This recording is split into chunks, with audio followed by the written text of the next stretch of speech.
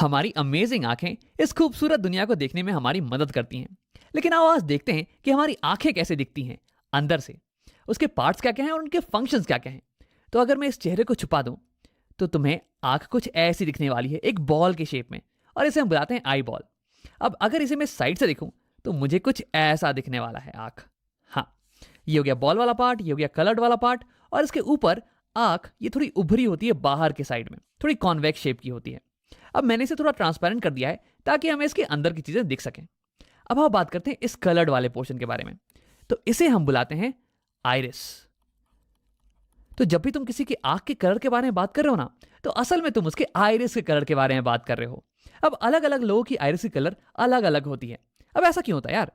तो देखो, जब भी हमारी आंखों पे लाइट पड़ रही होती है, व्हाइट लाइट, तो ये जो आइरिस है ना, इसके अंदर एक पिगमेंट होता है जो कि लाइट की एक पर्टिकुलर कलर को रिफ्लेक्ट करता है। अब इस आइरिस का पिगमेंट ये ग्रीन कलर की लाइट को रिफ्लेक्ट करने वाला है, और इसलिए हमें ये आइरिस ये ग्रीन कलर की दिखती है। अब अलग अलग लोगों की आइरिस में जो पिगमेंट होता है ना, वो अलग अलग कलर की लाइट को रिफ्लेक्ट करता है। जैसे कि यहाँ देखो, मेरे दोस्त की आइरिस ये ब्राउन कलर की है, और ऐसा इसलिए क्योंकि इसकी आइरिस का पिगमेंट ये ब्राउन कलर को रिफ्लेक्ट कर रहा है, और इसलिए हमें ये ब्राउन कलर की दिख रही है। अब इस आइरिस के बीच में तुम्हें एक ब्लैक कलर का स्पॉट दिख रहा होगा। अब सभी की आंखों में ये स्पॉट ये कॉमन होता है, तो इसे हम बुलाते हैं प्यूपिल। आओ उसे लिख लेते हैं। और ये एक छेद है, ये एक होल है जिसके थ्रू लाइट एंटर कर सकती है हमारी आंखों के अंदर। देखो, जो भी लाइट रेस आइरिस पे पड़ रही थी ना, वो या तो रिफ्लेक्ट हो जाएंगी या तो अब्जॉर्ब हो जाएंगी। लेकिन जो लाइट रेस इस ब्लैक स्पॉट पे, इस छेद पे पड़ेंगी ना, वो अंदर चली जाएंगी, कुछ ऐसे। और फिर ये अंदर जाके हमारी आंखों के अंदर इमेज बनाने वाली है बाहर की चीजों की, और इसी की मदद से हम बाहर की चीजों को देख पाते हैं। अब देखो, आइरिस का एक और इंपॉर्टेंट काम है कि वो इस छेद की साइज को कंट्रोल करता है, इस प्यूपिल की साइज को कंट्रोल करता है। देखो, जब बाहर दिन का टाइम हो रहा हो, दोपहर का टाइम मान लो, तो बहुत रोशनी होने वाली है, तो उस टाइम बहुत ही लाइट रेस तुम्हारी आंखों के ऊपर पड़ने वाले हैं। अब अगर बहुत सारी लाइट रेस तुम्हारी आंखों के अंदर एंटर कर गए, तो वो आंखों के सेल्स को बर्न कर सकते हैं, उन्हें डैमेज पहुंचा सकते हैं।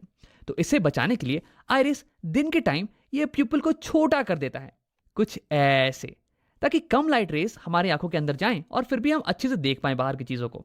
लेकिन शाम के समय जब बाहर की रोशनी बहुत ही कम हो, तब तो हमें ज्यादा रोशनी चाहिए होती है बाहर की चीजों को देखने के लिए। तो उस टाइम आइरिस इस छेद को, इस प्यूपिल को बड़ा कर देता है, कुछ ऐसे, ताकि अब ज्यादा लाइट रेस हमारी आंखों के अंदर जाएं और हम बाहर की चीजों को क्लियरली देख पाएं। तो यानी कि हमारी आइरिस ये खिड़की पे लगे हुए पर्दे की तरह काम करती है। जब बाहर दोपहर का समय हो तो तुम पर्दे को ऑलमोस्ट पूरा क्लोज कर देते हो ताकि बहुत ही कम लाइट रेस अंदर आ पाए, और जब शाम का समय हो तो तुम पर्दे को ऑलमोस्ट पूरा खोल देते हो ताकि ज्यादा रोशनी अंदर आ पाए और तुम चीजों को देख पाओ। अब देखो, यही एक्सपेरिमेंट तुम खुद घर पे भी कर सकते हो। एक डार्क रूम में जाना और फिर शीशे के सामने खड़े होकर अपने प्यूपिल को देखना। देखो, इस समय तुम्हारी प्यूपिल ये बहुत ही बड़ी होगी, लेकिन जैसे ही तुम लाइट को ऑन करोगे ना, तो वैसे ही तुम्हारी प्यूपिल ये छोटी होती चली जाएगी। अब आओ बात करते हैं आई के कुछ और पार्ट्स के बारे में। उसके लिए मैं इस आइरिस को यहाँ पे छुपा देता हूँ। मैंने यहाँ पे आइरिस का क्रॉस सेक्शन बना दिया है। ये ग्रीन वाला पार्ट ये हो गया आइरिस, और ये बीच में जो होल है ये हो गया प्यूपिल। लाइट इसके थ्रू एंटर करेगी और फिर ये मिलने वाली है इस कॉन्वेक्स शेप के लेंस से। ये हो गया हमारी आंखों का लेंस, आई लेंस। देखो, इसका काम है कि इनकमिंग लाइट रेस को फोकस कर देता है इस पीछे वाली सरफेस पे, और फिर यहाँ पे एक क्लियर इमेज बन जाती है। अब देखो, ये बल्ज्ड पोर्शन है, उभरा हुआ पोर्शन, इसे हम बुलाते हैं कॉर्निया। इसे हम बुलाते हैं कॉर्निया। लाइट रे जब हमारी आंखों पे पड़ती हैं तो सबसे पहले ये कॉर्निया से ही मिलती हैं, उसके बाद ही अंदर जाती हैं। अब देखो, कॉर्निया और लेंस के बीच का पोर्शन ये भरा हुआ होता है वाटर से। वैसे 99.9% वाटर होता है, 0.1% कुछ विटामिन और प्रोटीन्स वगैरह होते हैं, और इस पोर्शन को हम बुलाते हैं aqueous humour. Aqueous humour, aqueous का मतलब हो गया वाटरी, क्योंकि ये मैक्सिमम वाटर का ही तो बना हुआ है। अब देखो, कॉर्निया और ये लेंस ये दोनों ही कॉन्वेक्स शेप की हैं, तो ये दोनों मिलके हमारी आंखों की कन्वर्जिंग लेंस सिस्टम बनाती हैं। ये दोनों मिलके इनकमिंग रेस को कन्वर्ज करती हैं ताकि कि एक शार्प इमेज हमें इस पीछे वाले सरफेस पे मिल जाए। अब देखो, मैक्सिमम रिफ्रैक्शन ये कॉर्निया पे ही होता है, क्योंकि जो लाइट रेस एंटर कर रही है ना, वो एयर से आ रही हैं, और फिर कॉर्निया के बाद में वाटर का सिस्टम। तो यानी कि यहाँ पे maximum change in refractive index होता है, और इसलिए लाइट की मैक्सिमम बेंडिंग ये कॉर्निया के ऊपर ही होती है। उसके बाद लाइट रेस प्यूपिल के थ्रू लेंस पे हिट करती हैं। अब लेंस जो है ना, ये हल्का एडजस्टमेंट प्रोवाइड करता है इन लाइट रेस को, ताकि ये लाइट रेस कंप्लीटली फोकस हो जाए इस पीछे वाले सरफेस के ऊपर ही, और यहीं पे एक फोकस्ड इमेज हमें मिले। अब देखो, इस पीछे वाले सरफेस को इसे हम बुलाते हैं रेटिना। अब अगर इस रेटिना के ऊपर हमें एक फोकस इमेज मिले ना, तो हम उसे क्लियरली देख पाएंगे, उसे क्लियरली रीड कर पाएंगे। लेकिन अगर एक फोकस इमेज नहीं मिल रही है तो हमें बाहर की चीजें धुंधली नजर आने वाली हैं। तो यानी कि रेटिना ये एक स्क्रीन की तरह काम करता है, एक पर्दे की तरह, जिसपे कि इमेज बन सके। अब देखो, तुम ये सोच रहे होगे कि अगर इस पे इमेज बन जाए तो हम इसे कैसे देख पाते हैं। तो ऐसा इसलिए क्योंकि रेटिना जो है ना, ये लाइट सेंसिटिव सेल्स से बना हुआ है। यानी कि उस पे अगर इन सेल्स पे अगर लाइट पड़े तो ये सेल्स एक्टिवेट हो जाते हैं, ये लाइट को फिर इलेक्ट्रिकल सिग्नल्स में कन्वर्ट कर देते हैं। और फिर यहाँ पे क्या होता है, रेटिना पे कुछ नर्व्स होती हैं, ऑप्टिक नर्व्स, जो कि इन सिग्नल्स को, इलेक्ट्रिकल सिग्नल्स को ले जाती हैं हमारे ब्रेन के पास। और हमारा ब्रेन ये कंस्ट्रक्ट कर लेता है कि ये इमेज कैसी होने वाली है, और फिर हमें बताता है कि बाहर की दुनिया कैसी दिख रही है। तो इन नर्व्स को हम बुलाते हैं ऑप्टिक नर्व्स। आओ लिख लेते हैं यहाँ पे। अब देखो, रेटिना और लेंस के बीच का जो पोर्शन है ये भरा हुआ होता है एक जेली लाइक मटेरियल से। इसे हम बुलाते हैं विट्रस ह्यूमर। विट्रस का मतलब हो गया ग्लासी। अब ये ग्लास की तरह कठोर तो नहीं, बल्कि ग्लास की तरह ट्रांसपेरेंट जरूर है, ताकि लाइट इससे पास कर सके। अब देखो, इसका फंक्शन ये होता है कि ये हमारी आई बॉल को सपोर्ट प्रोवाइड करे। अब अगर विट्रस ह्यूमर नहीं होता तो आई बॉल ये स्फेरिकल तो नहीं रह पाती, ये तो पिचक जाती ना। तो यहां हमारे पास हो गया एक्वस ह्यूमर, जो कि वाटरी है, और ये कॉर्निया और लेंस को न्यूट्रिशन प्रोवाइड करता है। और यहाँ पे विट्रस ह्यूमर ये जेली लाइक है, और ये हमारे आई बॉल को सपोर्ट प्रोवाइड करता है। अब आओ एक आखिरी चीज के बारे में बात करते हैं, इन फाइबर लाइक मटेरियल्स के बारे में जिन्होंने हमारे लेंस को पकड़ रखा है। इन्हें हम बुलाते हैं सीलरी मसल्स। अब देखो, ये सीलरी मसल्स ये हमारे लेंस के शेप को बदल सकती हैं। तो हाँ, हमारा लेंस ये एक रिजिड मटेरियल का नहीं बना हुआ है, बल्कि ये एक जेली लाइक मटेरियल का बना हुआ है। और अगर तुम इसे पिचकाओगे ना तो ये पिचक जाने वाला है, और इसकी जो कर्व्ड पोर्शन है ना, ये और ज्यादा कर्व्ड हो जाने वाली है। और अगर तुम इसे खींचोगे तो ये इलोंगेट हो जाने वाला है, और इसकी कर्वेचर ये पतली हो जाने वाली है।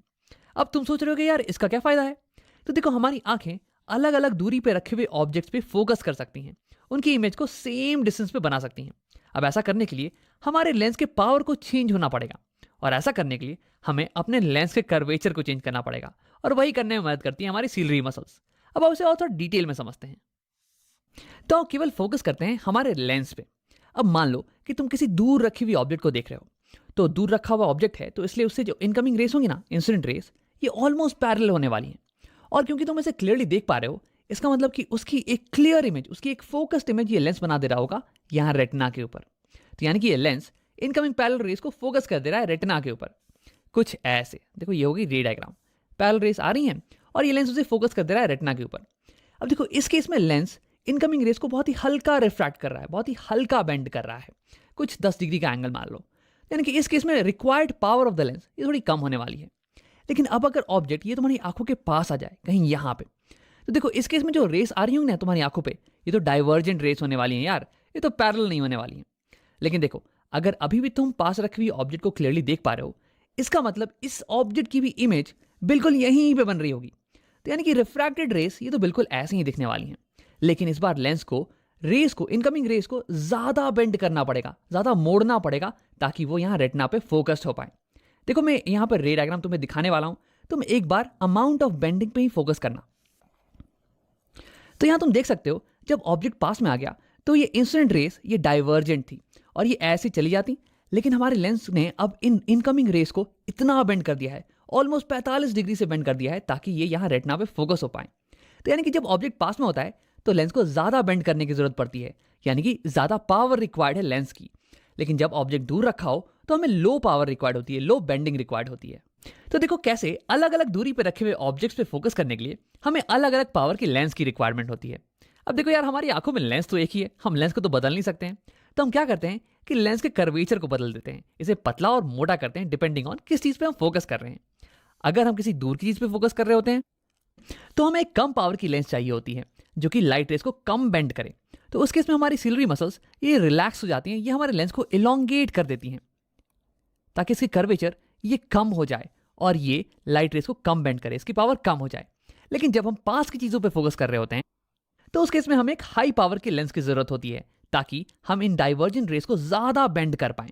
तो उस केस में हमारी सिलरी मसल्स ये लेंस को पिचका देती है, ताकि इसका कर्वेचर ये बड़ा हो जाए और उसके बाद ये ज्यादा बेंड करने लगे, इसकी पावर बढ़ जाए।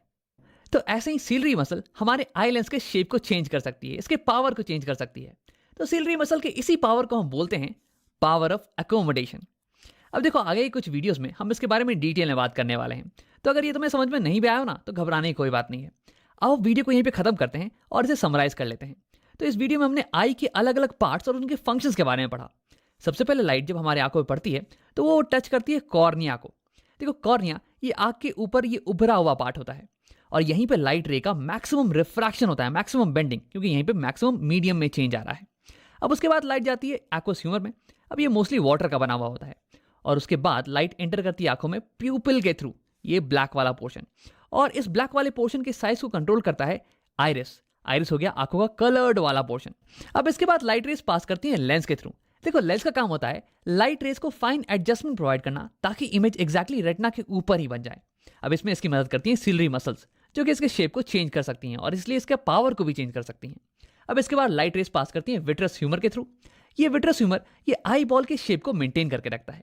अब इसके बाद लाइट रेस इमेज बना देती हैं हमारी रेटिना के ऊपर। रेटिना एक स्क्रीन की तरह काम करता है जिसपे कि इमेज जब बने तो हम उसे क्लियरली देख पाते हैं। देखो रेटिना बना होता है बहुत ही लाइट सेंसिटिव सेल से जिन्हें हम कहते हैं रॉड्स एंड कोन सेल। जब लाइट इन पे पड़ती है तो ये एक्टिवेट हो जाते हैं और ये लाइट को कन्वर्ट कर देते हैं इलेक्ट्रिकल सिग्नल्स में और ये सिग्नल ऑप्टिकल नर्व्स के थ्रू हमारे ब्रेन तक पहुंच जाते हैं और फिर हम बाहर की दुनिया को देख पाते हैं।